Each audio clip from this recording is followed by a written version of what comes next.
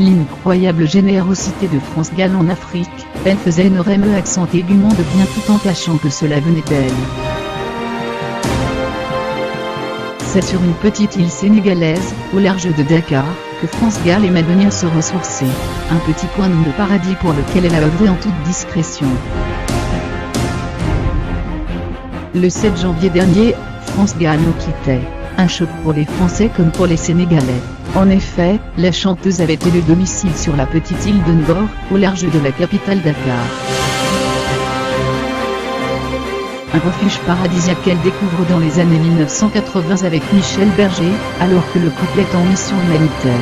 Après le décès de son mari, en 1992, puis celui de leur fille, Pauline, en 1997, France Gall éprouve le besoin régulier d'aller se ressourcer sur son île, au Ugrave. Elle possède une maison.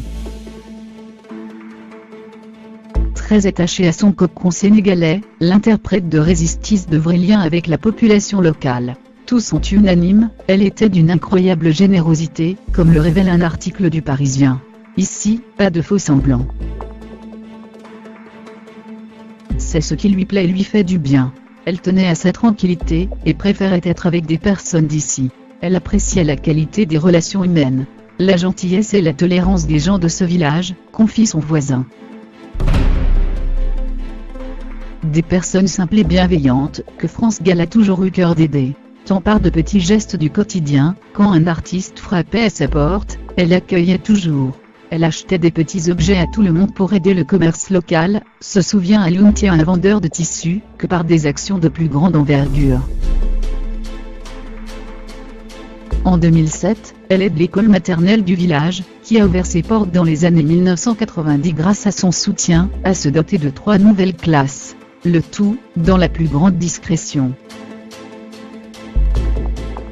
Elle faisait énormément de bien autour d'elle tout en cachant que cela venait d'elle, témoigne une vendeuse de bijoux très proche de la chanteuse. Loin de la scène et des paillettes, c'est en silence, mais avec la même ferveur, que France Gall a donné de la voix pour son île et ses habitants.